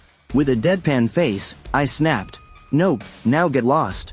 Sickly Boy didn't even get mad. He just started explaining, night missions aren't like the regular ones. They won't be written down in any record book. Tonight, you can just let loose and go all out. Nobody will ever know about this. I rolled my eyes at him and said, "You're literally lying through your teeth. Doesn't the bald guy up front know? Don't the soldiers behind us know?" Sickly Boy just chuckled and said, "Whatever, the point is, nobody knows." That was completely useless. I still had zero clue what was going on. Still, I was actually pretty pumped for tonight's mission. After all, like Sickly Boy said, I could finally let loose and go all out tonight. While we were marching, I took a quick peek at my system interface.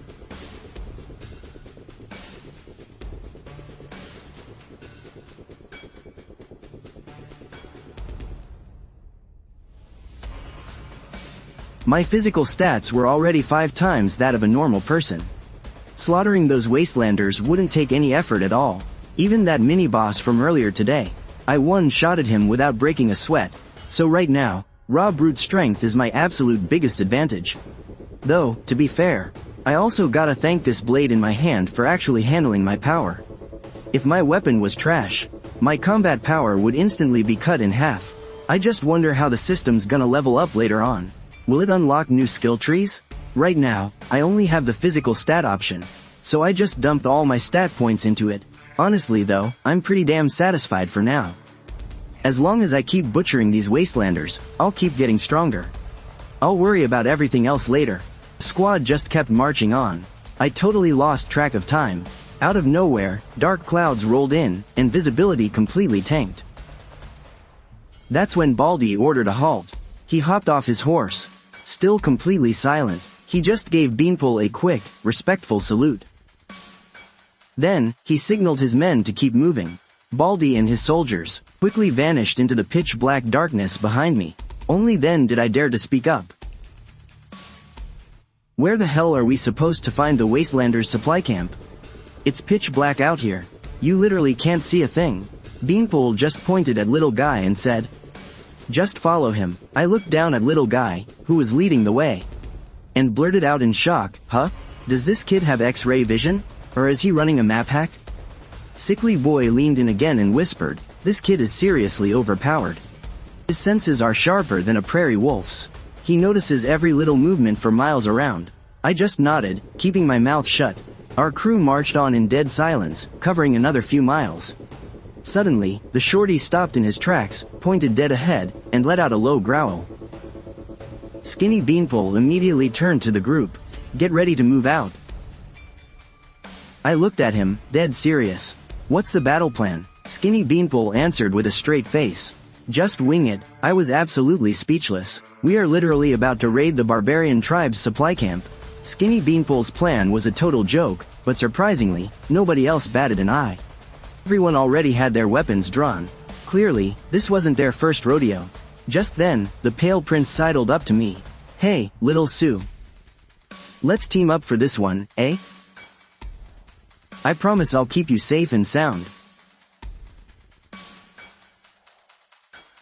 I was about to say no, but then I saw the shorty already climbing onto the big guy's shoulders, so I changed my mind. Combo of the big guy and the shorty was just way too overpowered. They were absolute meat grinders. No matter how hard I tried, I could never compete with those two. So, teaming up with the Pale Prince wasn't a terrible idea.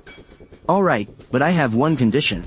When the time comes, I'll do the killing, and you do the burning. You beat them half to death, and I'll swoop in for the finishing blow. Seeing that I agreed, the Pale Prince immediately nodded eagerly. It's a deal. I won't kill a single soul tonight. I'll save them all for you. I nodded in total satisfaction. I've even thought of a name for our little squad. How about the murder and arson duo? Before the Pale Prince could even agree, the painted butterfly next to us suddenly giggled. Why not call yourselves the happy hubby and wifey? The Pale Prince actually clapped his hands in delight. Oh, I love that. I was about to absolutely lose my mind. And if Skinny Beanpole hadn't piped up right then, I would have given that painted butterfly a serious piece of my mind. Knock it off. We're here. I had to drop it, so I just looked up. A military camp loomed in the distant darkness. It sat there like a giant beast, quietly opening its bloody maw, ready to swallow any uninvited guests whole. I flashed a wicked grin, instantly pulling up the system to add my stat points. The system dinged, stats upgraded successfully. That familiar rush of power instantly surged through my entire body. Just as I was about to charge in, the shorty on the big guy's shoulders let out another low, warning growl. Skinny Beanpole's face turned dead serious. There's an expert in there. I gasped in surprise. He said all that from a growl? Skinny Beanpole nodded grimly. Change of plans. No more winging it. Suddenly, the whole crew looked tense. Skinny Beanpole started barking out orders. You two, you're on vanguard duty. You need to cause pure chaos in that supply camp. Skinny Beanpole commanded, pointing at the big guy and the shorty. The big guy just nodded, while the shorty started squealing with absolute excitement. Clearly, he was absolutely loving this plan. Skinny Beanpole then pointed right at the painted butterfly. You're on arson duty. Stop anyone who tries to put out the fire. Flower Butterfly cracked her whip, silently agreeing to the plan. In the end, it was just me and the sickly master left. The lanky guy pointed at us and said, "You two are coming with me. We're taking down that expert together." I instantly had a problem with that and protested. Let me be the one to set the fires. I swear I'll burn all their supplies to ashes and slaughter everyone in sight. The sickly master just smirked and mocked. Ah, are you scared? Don't worry. I'll protect you. I shot him a furious glare. This sickly master was so damn annoying, always running his mouth and joking around. Knock it off. The lanky guy shook his head. No way, you're just not as agile as he is. I wanted to argue back, but the lanky guy waved his hand dismissively. That's enough. With the lanky guy's order, the big lug hoisted Shorty onto his back and charged straight for the supply camp, while Flower Butterfly slipped away into the shadows. I could only watch helplessly as they left. Grumbling to myself, I grabbed my box and trudged along behind the lanky guy. The sickly master saw right through me, grinning as he teased, "Hey, don't be in such a rush. There are plenty of barbarians in that camp. You'll get to kill to your heart's content soon enough." I let out a heavy sigh. I sure hoped the sickly master was right. Even though I was jealous of the others' missions, I had to focus on the big picture right now. Since the lanky guy said there was a master in there, we had to play it safe. I couldn't just do whatever I wanted anymore. The three of us made our way toward the enemy's supply camp. The lanky guy was walking painfully slow. By the time we were halfway there, camp was already blazing with towering flames. I licked my lips, my eyes filled with absolute envy. Looks like Flower Butterfly had already pulled it off. The big lug and Shorty must be having a blast slaughtering everyone right now. But the barbarian troops reacted fast. War horns blared furiously throughout the camp. They moved instantly, throwing themselves into fighting off the intruders and putting out the fires. Meanwhile, in the main command tent, wildly muscular barbarian warrior was listening to a scout's frantic report. "Commander, unknown enemies have breached the camp." The warrior in the tent was Ujita, the commander in charge of this outpost. "They've got some nerve, daring to burn my supplies. Wipe them all out, leave no survivors." "Yes, sir." The scout bowed and hurried out. Ujita's face darkened as he snatched up a massive crescent blade and stormed outside. Flames roared into the night sky, and the frantic shouts of the barbarians echoed everywhere.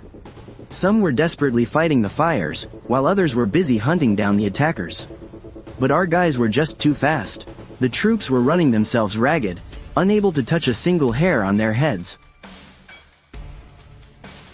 Veins bulged on Ujita's forehead. He had sworn a blood oath to the Khan that he would protect these supplies with his life.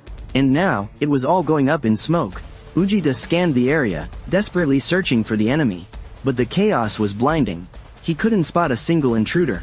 Meanwhile, Shorty, darting joyfully left and right through the camp, every time the desolate tribesmen finally managed to gather their forces. The little guy would charge right in and scratch wildly, instantly causing their ranks to completely fall apart. Before the desolate tribesmen could even regroup their troops, a massive, mountain-like figure burst out from the blazing flames. He raised the massive spiked mace in his hands and unleashed a brutal horizontal sweep. In an instant, countless desolate tribesmen were killed or wounded. The surviving tribesmen were absolutely terrified out of their wits. They ran for their lives, desperately trying to escape these two absolute monsters. But just as they reached what seemed like a safe place, a phantom-like figure quietly materialized. The whip in her hand glowed with a deadly red light, turning one desolate tribesman after another into nothing but pools of dark blood on the ground. Even though the desolate tribe had a massive number of troops facing off against these three, they were completely powerless to fight back. All they could do was watch helplessly as the grain they had fought so hard to steal was burned to absolute cinders. Meanwhile, the little guy, who was having the time of his life causing chaos, darted right up to Ujita. He flashed a cheeky grin and bared his teeth at Ujita, then spun around and bolted toward the camp's main gate. Ujita let out a furious roar on the spot, wildly swinging his heavy crescent blade as he chased after him. "Don't you run, you little rat.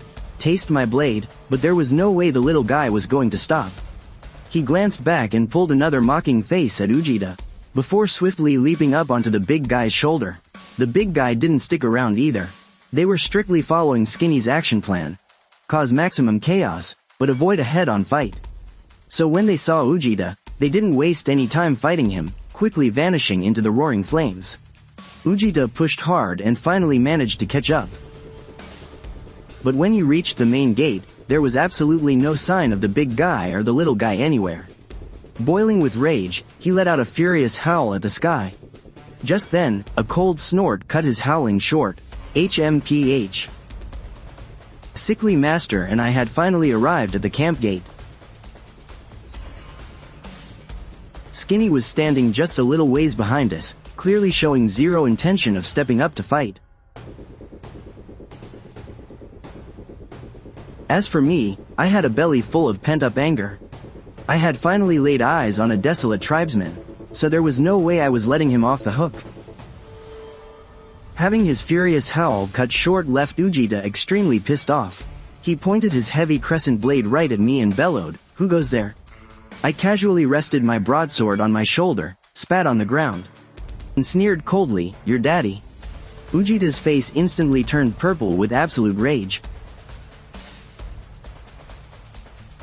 He raised his massive blade and charged right at me. "You little rat, hand over your life." The corner of my mouth curled up in a smirk, and I shouted excitedly, "Bring it on." With that, I dashed straight toward Ujita. My speed was blindingly fast, surging through the dark night with unstoppable momentum. But Ujita's speed wasn't slow either. Even though he had a massive, burly build, his movements packed astonishing explosive power. A deafening crash echoed in front of the supply camp.